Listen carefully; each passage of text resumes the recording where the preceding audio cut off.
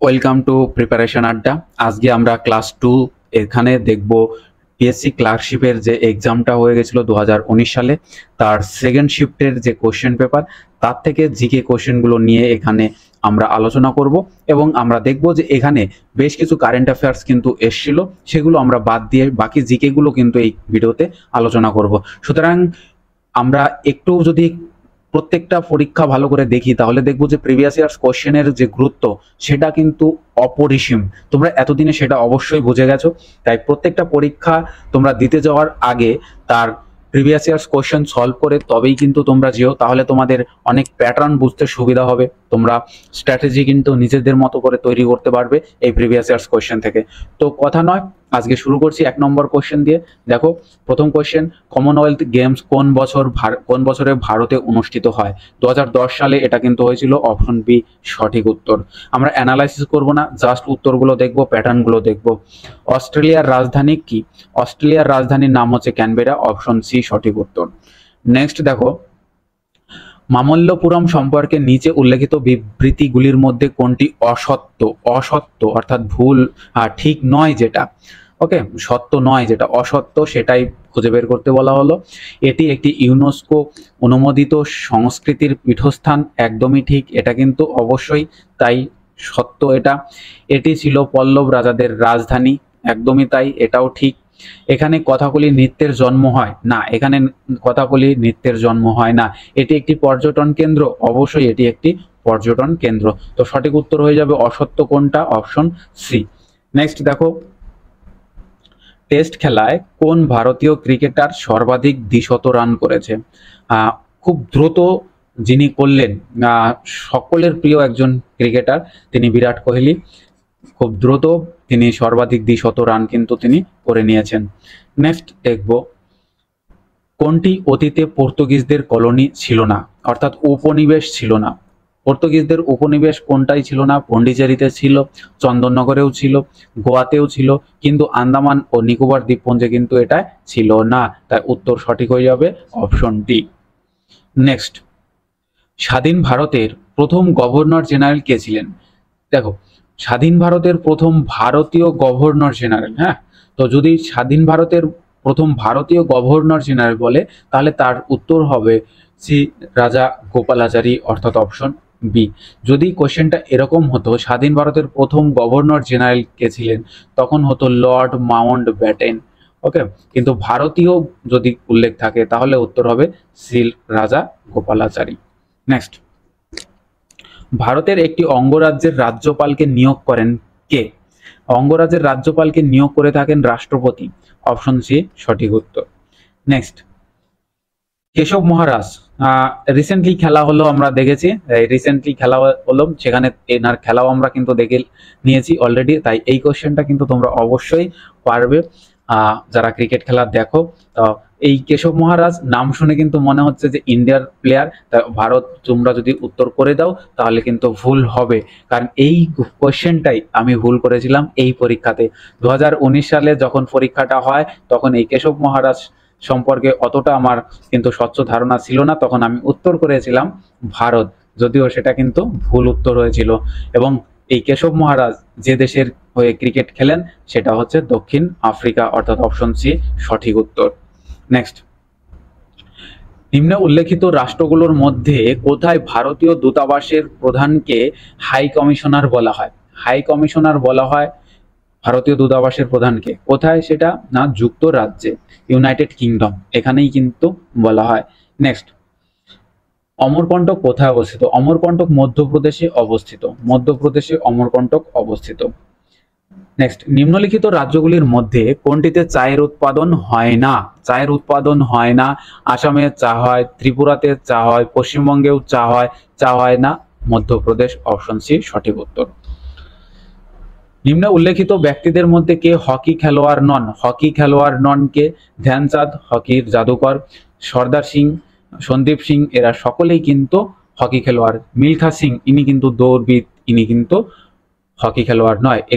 ইনাকে মিলখা সিংকে কিন্তু আরেকটা নামে আমরা চিনি, দ্য ফ্লাইং শিখ। ভাগ মিলখা ভাগ বলে একটা সিনেমা আছে, তোমরা অবশ্যই সেটা দেখে নিতে পারো, তাহলে অনেক কিছুই কিন্তু শিখতে পারবে সেখান থেকে। নেক্সট, নিম্নলিখিত রাষ্ট্রগুলির মধ্যে কোনটি বিমস্টেক গোষ্ঠীর সদস্য নয়? বিমস্টেক গোষ্ঠীর সদস্য নয় পাকিস্তান। পাকিস্তান এই গোষ্ঠীর সদস্য নয়। এবং মায়ানমার, শ্রীলঙ্কা, ভারত, এখানে অ্যাকচুয়ালি এখানে ভারতকে বেশি পরিমাণে এমফাসাইজ করা হয়।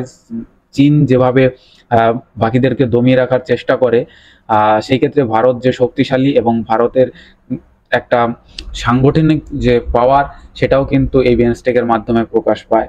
নেক্সট, অশনি সংকেত গ্রন্থের রচয়িতাকে? বিভূতিভূষণ বন্দ্যোপাধ্যায়, ইনি হচ্ছেন অশনি সংকেত গ্রন্থের রচয়িতা। এছাড়া এর একটা বিখ্যাত উপন্যাস আছে, বিখ্যাত উপন্যাস বাংলা সাহিত্যের অমূল্য সম্পদ, সেটা কি? তোমরা অবশ্যই কমেন্ট বক্সে জানাবে। নেক্সট, শ্রী শ্রী রামকৃষ্ণদেবের জন্মস্থান কামারপুকুর, এটা হুগলি জেলায় অবস্থিত। কামারপুকুর বর্তমানে হুগলি জেলায় অবস্থিত। নেক্সট দেখব, ভারতের পূর্বমুখী কর্ম লুক ইস্ট অ্যাকশন। ওকে, পূর্বমুখী কর্ম বা লুক ইস্ট অ্যাকশন নীতির সূচনা করেছিলেন প্রথমে নরসিংহ রাও। ওকে, অটল বিহারী বাজপেয়ী, মনমোহন সিং এর আমলে কিন্তু এটা বেশি পর্যায়ে পৌঁছে গেছিল, একদম চরম পর্যায়ে পৌঁছে গেছিল মনমোহন সিং এর আমলে। নেক্সট, বিশ্বের উষ্ণায়নের জন্য নিম্নলিখিত কারণগুলির মধ্যে কোনটি দায়ী নয়?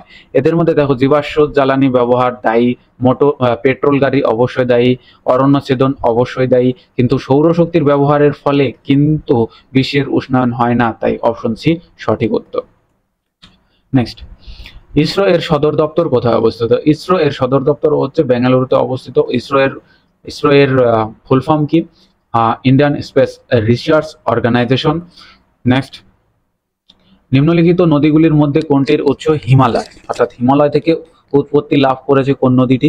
দেখো, দামোদর, কাবেরী, ব্রহ্মপুত্র, নর্মদা, অর্থাৎ ব্রহ্মপুত্র নদী, এটা কিন্তু হিমালয়ের উত্তর অংশ থেকে উৎপত্তি লাভ করেছে। নেক্সট, রবীন্দ্রনাথ ঠাকুর তার নাইট উপাধি পরিত্যাগ করেন কত সালে? 1919 সালে। জালিয়ানওয়ালাবাগের হত্যাকাণ্ডের প্রতিবাদে তিনি কিন্তু এই নাইট উপাধি ত্যাগ করেছিলেন। দেখো, তোমরা যারা WBPSC-র জন্য পড়ছো, যারা ক্লার্কশিপ পরীক্ষাটা দেবে, তো তাদেরকে বলবো যে আমরা একটা মক টেস্টের ব্যাচ চালু করেছি। খুব সুন্দরভাবে সেই মক টেস্টটা তোমাদের সাথে শেয়ার করা হচ্ছে, একটা পেইড মক টেস্ট। এই পেইড মক টেস্টে তোমরা 30টা মক টেস্ট টোটালি পেয়ে যাবে। তার মধ্যে 15টা পাবে মিনি মক টেস্ট এবং বাকি 15টা থাকবে ফুল মক টেস্ট। সুতরাং তোমরা বুঝতেই পারছো যে কতটা গুরুত্বপূর্ণ মক টেস্ট দেওয়া, এবং মক টেস্ট যদি দিয়ে যাও তাহলে তুমি তোমার কিন্তু কনফিডেন্স লেভেলটাকে বাড়িয়ে নিয়ে যেতে পারবে। এবং তার সাথে সাথে বলবো যে মক টেস্ট যদি নিতে চাও তাহলে ডেসক্রিপশন বক্সে লিঙ্ক দেওয়া আছে টেলিগ্রামের, সেখান থেকে গ্রুপে যোগ হও এবং সেখান থেকে ডিরেক্টলি কিন্তু আমাদেরকে মেসেজ করতে পারবে। সুতরাং দেরি করো না, মক টেস্ট অলরেডি শুরু হয়ে গেছে এবং খুবই গুরুত্বপূর্ণ এবং খুব সুন্দরভাবে কিন্তু সাজানো হয়েছে এই মক টেস্টগুলো। তোমরা অবশ্যই কিন্তু অ্যাভেল করতে পারো। চলো আমরা নেক্সট কোশ্চেন দেখে নিই। নিম্ন উল্লেখিত নোবেল পুরস্কার বিজয়ীদের মধ্যে কোন ব্যক্তির কলকাতার সঙ্গে বিশেষ কোনো যোগাযোগ ছিল না? দেখো, মাদার টেরেজা কলকাতায় ছিল, হরগোবিন্দ খোরানা, সিভি রমন, অভিজিৎ বিনায়ক বন্দ্যোপাধ্যায়, এদের মধ্যে হরগোবিন্দ খোরানা, ইনার সাথে কিন্তু কলকাতার বিশেষ যোগাযোগ ছিল না। নেক্সট, নিম্নলিখিত ব্যক্তিদের মধ্যে কে সাহিত্যে নোবেল পুরস্কার পাননি? সাহিত্যে নোবেল পুরস্কার পাননি, দেখো এদের মধ্যে অরুন্ধতী রায় পায়নি। The god of small things নামক একটা বইয়ের জন্য তিনি কিন্তু ম্যান বুকার পুরস্কার পেয়েছিলেন, সেটা হচ্ছে 1997-এ, এবং তার এই বইটা কিন্তু বেস্ট সেলার হয়েছিল। নেক্সট, ভারতের পরমাণু শক্তি কমিশনের প্রথম সভাপতি কে ছিলেন? হোমি জাহাঙ্গীর ভাবা, ইনি ছিলেন ভারতের পরমাণু শক্তি কমিশনের প্রথম সভাপতি। নেক্সট, নিম্নলিখিত ব্যক্তিদের মধ্যে কে ভারতীয় জাতীয় কংগ্রেসের প্রথম সভাপতি ছিলেন? ভারতীয় জাতীয় কংগ্রেসের প্রথম সভাপতি কে ছিলেন?